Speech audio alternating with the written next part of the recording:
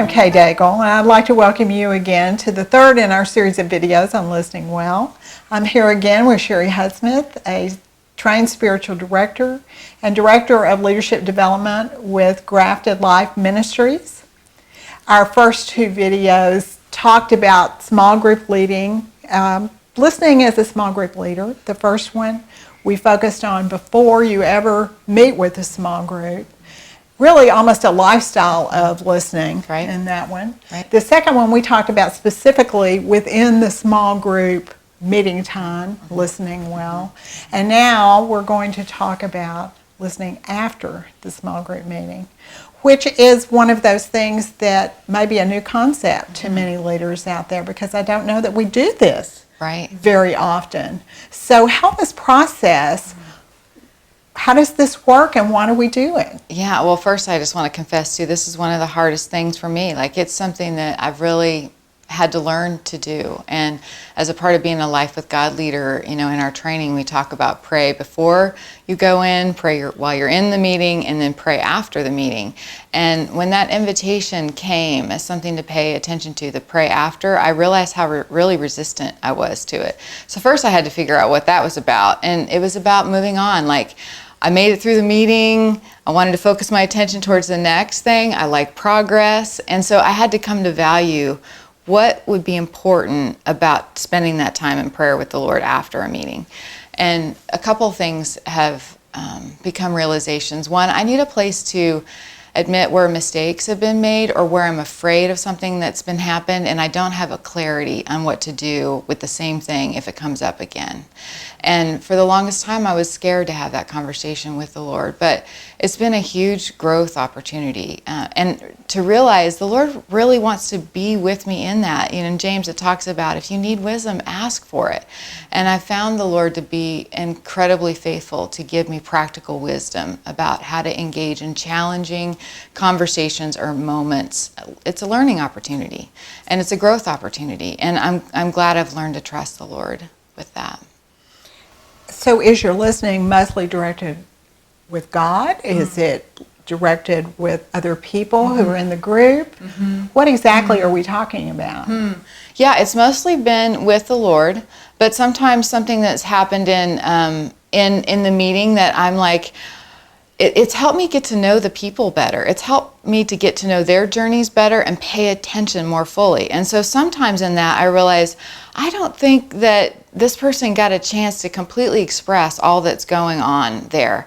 And sometimes I feel just prompted to pray about that for them. Sometimes I feel prompted to write an email. Sometimes I feel prompted to pick up the phone and continue the conversation.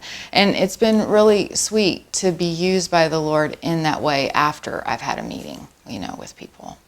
And it also helps me to listen better going into the next meeting. When I've taken that time to pause and hear what's really been said in the room by others, then I'm a better listener in the next time that we have together. So all of this process, probably in all three videos that we're talking about listening well, is something that you can grow in. Absolutely. So the fact that a leader may not feel comfortable with listening well, with maybe some silence in the group while you wait and process and listen to God, doesn't mean that she can't grow into that. Yes, absolutely. And I like to admit, you know, where my learning curves are with people, especially when I'm a little ways into it and it doesn't feel quite so vulnerable and stuff. And I can just say, hey, I really think this could be an important way for us to be together.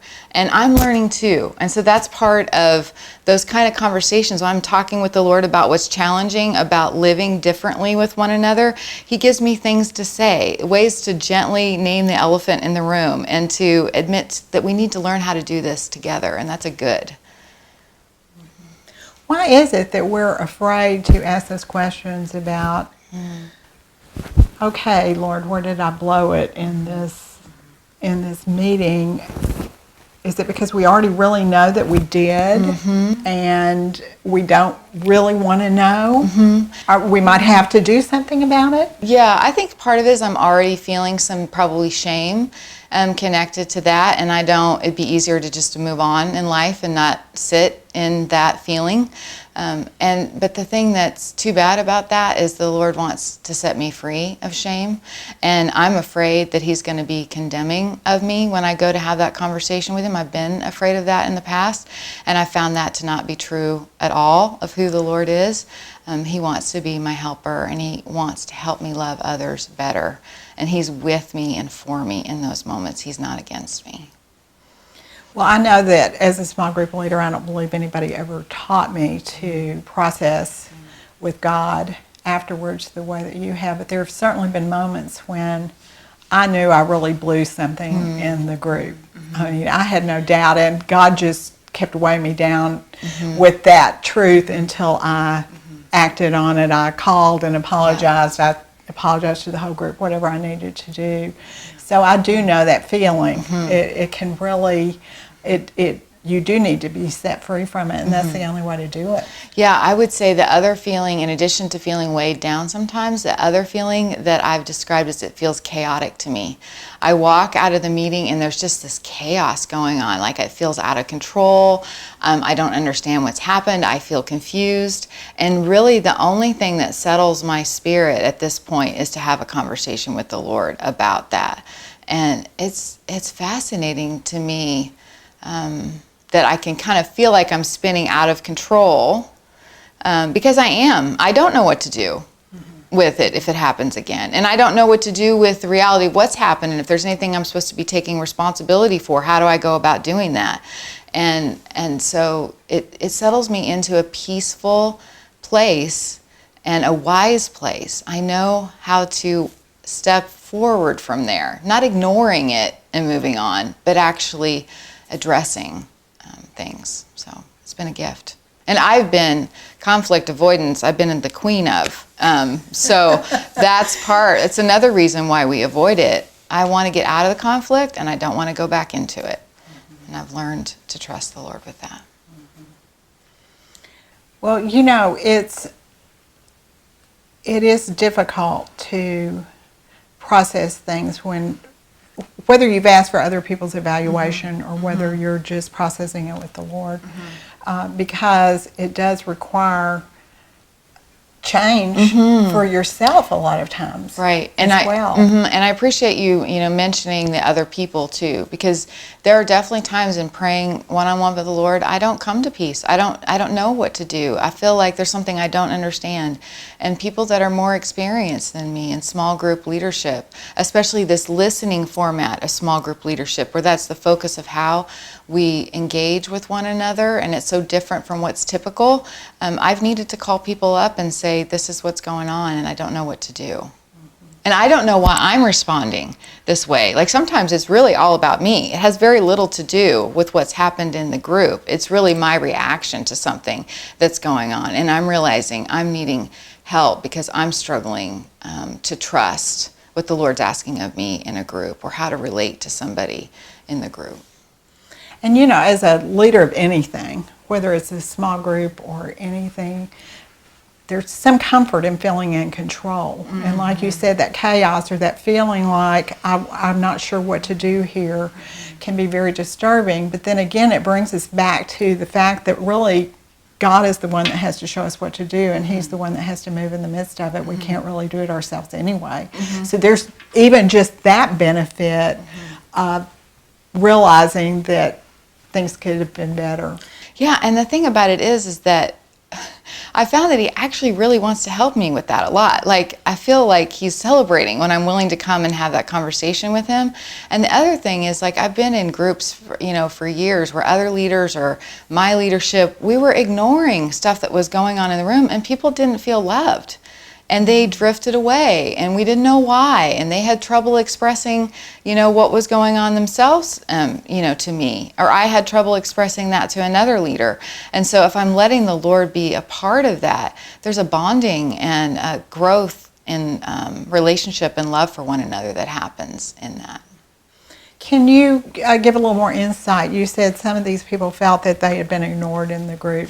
Specifically, what would cause them to feel that way? That might be the norm for many of us as small group leaders. What kinds of things make somebody feel like nobody cares about me. I've just been ignored in this group. Yeah, I think one of the things that's come to mind for me is thinking about it in terms of a family. And if I'm the parent and I have got 8 daughters, let's say it's a women's group, and there's a couple of stories that I really resonate with, am I celebrating those stories, and am I congratulating their victories, and am I investing in those 2 over the other 6 where I don't maybe automatically resonate as much? Am I picking favorite children in the group? And I was so glad when the Lord gave me that kind of metaphor for what it can be like, because it hurts to be the ignored child, you know. And what I don't love about that metaphor is it sounds paternalistic, and that's not, you know, how I engage. I'm with peers, you know, when I'm in a group of adult women.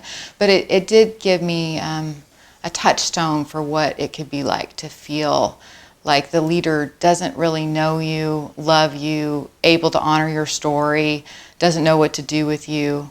You know, you can put off that sense to others without even realizing you're doing it. And all of that should be part of this listening well to God and what's been going on, and to the women in the group after the meeting. Yeah, that realization came up in a conversation with the Lord after a group meeting. Do you have any other suggestions for listening well? Any other? Just remember how much God loves you, and when He's called you into leadership, He wants to be there for you and with you, and be excited about growing, and have somebody in your life that you're growing with as another leader that you can share these challenges and these victories with. Yeah, those are great things to remember, and I particularly appreciate your saying have another leader in your life, because I think that's really important in any area of leadership, that you're not really out there alone, and you have other people who are helping you and walking alongside you and praying for you. Yeah. Well, thank you, Sherry. I feel like this series on Listening Well has been so beneficial and needful, and I know that there will be many small group leaders who will be encouraged and challenged and growing because they have listened to this and watched our video. If you do have any questions about anything that you've heard in any of the 3 videos, I'd love to talk with you. Just contact our ministry, Beyond Ordinary Women Ministries. Sherry has also put reflection questions to download for all 3 of the videos on our resource page on our website. We also have a resource list of various resources that are helpful to leaders, and Sherry has put some things on there that would help you in this area and in other areas of her expertise. And there are also other small group resources listed there. There are just a multitude of things, and we continue to add to that list. So if you have downloaded it before, please go and look at it again and make sure that you have all the resources that we have given you. And our prayer for you really is just that you do listen well as you lead your small group, and that we know that God will bless that. Amen.